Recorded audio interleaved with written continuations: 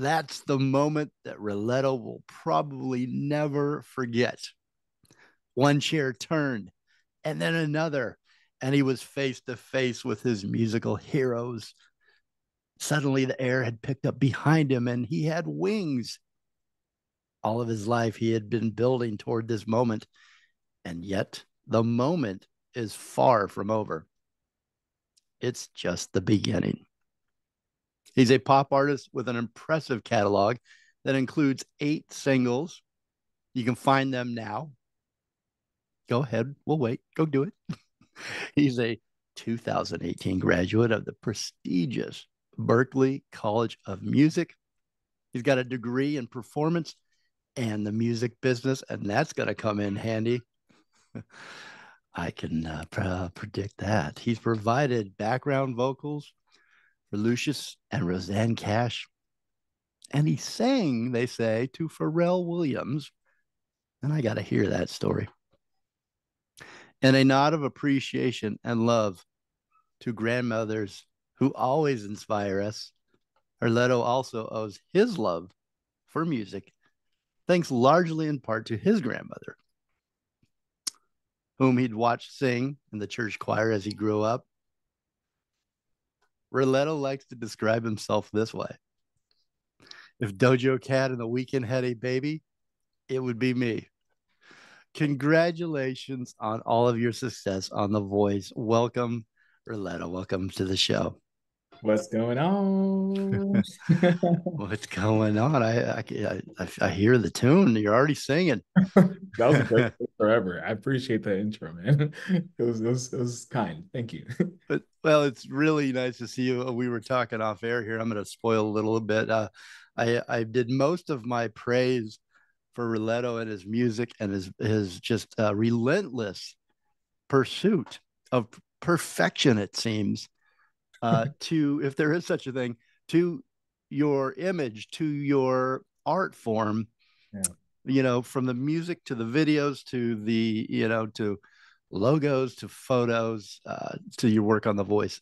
Just really, I know how much hard work it is, and you, my friend, are working hard there. But you I'm look like you're enjoying yourself. I am. I'm having this is something that I've always wanted to do.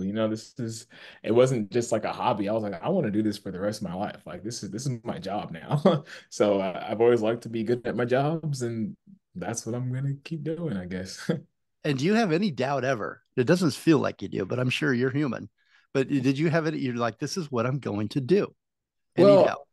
Well, I've definitely had some thoughts that ventured to other things, but it always came back to music. I was just like, nah, I can't. Yeah, no, I can't. Because becomes, well, it's you, right? You're born with that, and you're obviously a performer. Yeah. You seem very easy with that, and like that's your calling. Yeah. But so I was as I looked through everything, spent some time with your music and Rletto today before this interview. I started thinking, who is Rletto? Yeah. Who do you want the world to know? Yeah. I mean, I'm just a guy that is trying to take pop music to like the next level. I mean, like I feel like, the last super, super, super big male pop star that we had was like Michael Jackson. He was it, you know what I mean? And it's just like, now we have like Bruno and we have Usher and we have Chris Brown. These are all amazing performers, but they're not really in like the pop world, you know? So there's just like this huge lane that's open for a male pop superstar. And I'm just like, hey, if no one's taking the lane, I'm trying to get right in there. So I'm just trying to be that. And also like carry this like energy that it's just like it's not like of course it's not easy, but anyone can do it as long as you really, really, really want it. You just gotta fight a little harder for it. But if I can do it, anybody can do Well, I agree. I don't agree with that anybody can do it, but I do agree with the point that if you really want it, it. you'll do it any way you do it. for sure. who you are as an artist, that's enough. And I mean, you may not be the the biggest name on the marquee to all Mhm. these musicians. There's so many out there, but I feel like you're headed there. Right. It's interesting to take that lane and then take that, and I mentioned Michael Jackson and bringing back that, Mhm. taking that to the next level. I can see that with your style and where you're going. Yeah. Why did you choose? You talk about how much you love music. Why did you Yeah. choose music as your vessel, so to speak? Your choice to express yourself the way that you express yourself. It's your vessel. So little backstory, I guess you can say. So when I was like 10 years old, I really wanted to be like a real estate agent. And I was like, yo, this is like the coolest thing ever. You get to like, build houses and like Yeah. you can like create a secret lair in the kitchen if you really wanted to, and you open the cabinet and then there can be like a waterfall. You can do so many cool things with being, a house designer and all that other kind of stuff. Shortly after, I noticed that like it takes a very long time to get to that point. I was like, maybe I just no, I'm not gonna do this. And then fast forward maybe like 2 years later, I was watching this movie called White Chicks. And I was like, yo, if being an FBI agent is doing that every day, I'm super down. Like, I want to transform and become someone else. Like, that sounds super cool. And then I shortly realized that it's a movie. It's not real. Um, and then I'm like, you know what? Like, okay, none of this stuff works. I mean, music, I can literally sit down in my bedroom and write a song, and like I'm able to do that. Like no one's gonna tell me, oh, this is not real. Oh, you can't do this. It's like stop doing it. Like it's me. Like I'm able to just sit down and do this. And I don't know. I started to write when I was maybe 13 years old, and it just kept going. And I got into high school, and I was in band and marching band and chorus and drama, and I'm just like the music almost never left me. It was After always there. it's always there, yeah. Even after high school, I wasn't gonna pursue music. I had an English teacher, and she was like, I need everyone to pick a college. I'm just like, I'm not gonna go to college. I'm gonna go to work. She's like, no, you're gonna pick college. I'm just like, okay. So and then I found Berklee, and then I was like, all right, well, I guess it's gonna keep going, and it just never stopped.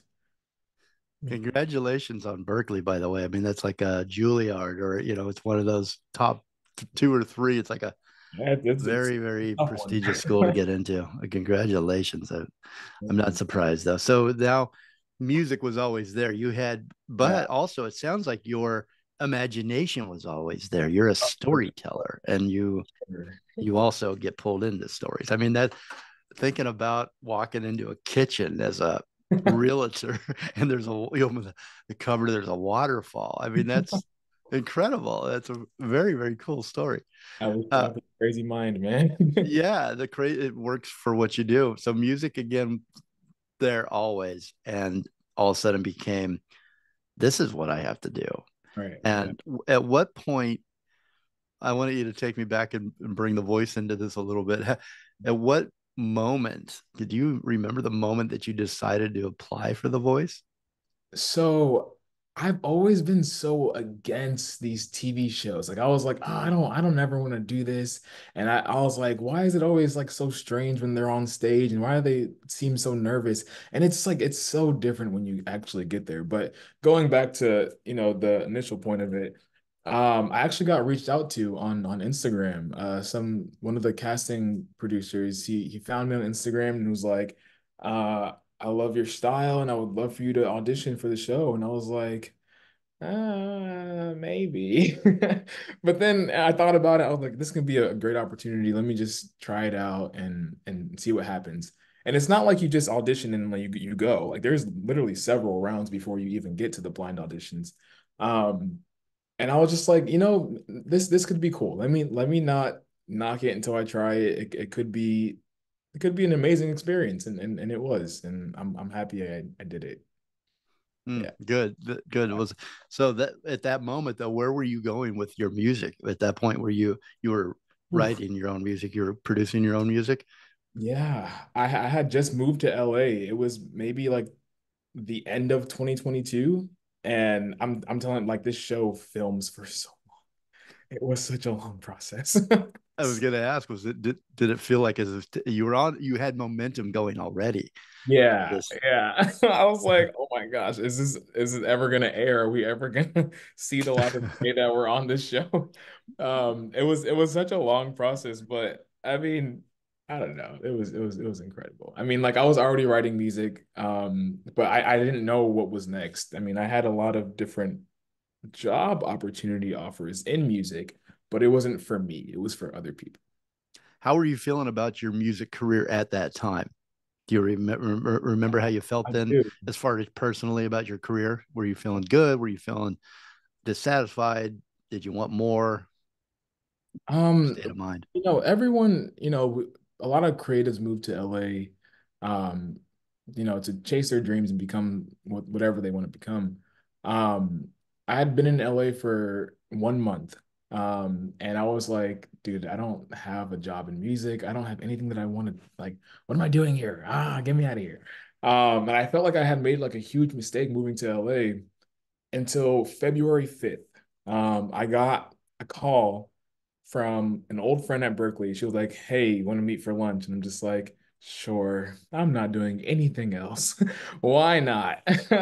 And she was like, checking in, how are you? This and that. Mind you, this is like one of like the greatest people ever. Like she's worked with everybody. She's just like, "Do you work right now?" I'm just like, "No, unfortunately." She offered me a job to work for Cardi B as her assistant.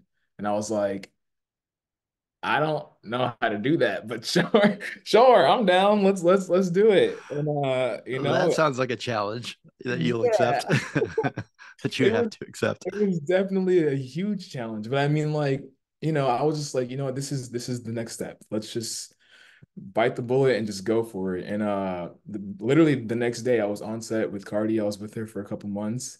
And after that came more offers from Lil Nas X's team and MTV and BET after that. And just everything just started to skyrocket. And I was grateful for sure. It is great, and you're on The Voice, but well Yeah. deserved. That so it started happening for you. So Yeah. you're like you're on your way, and you still are on your way. Do you feel like the music? We got to take a break, but do you feel like the music will always be evolving? You will always be evolving as an artist. Absolutely. I have like 20,000 projects already ready to go. We are ready. Oh, great! Well, I can't wait to kind of wait and watch them. Wait for them to appear and to come out, and for you to put your stuff out. All right, let me take that real quick break. We're gonna go to break. Rletto. We're talking with Rletto from The Voice, season 23. 25. 25. Where did I lose? Oh, because I was thinking about a girl named Tom. Yeah, Rletto, season 25. Uh, we're gonna go to break with Psycho, which is a single of yours. Anything you Ooh. want to say to set it up? Uh, This please, song. please enjoy my crazy mind. That's all I can say. Okay, great. Here it is, Rletto and Psycho. We'll be right back.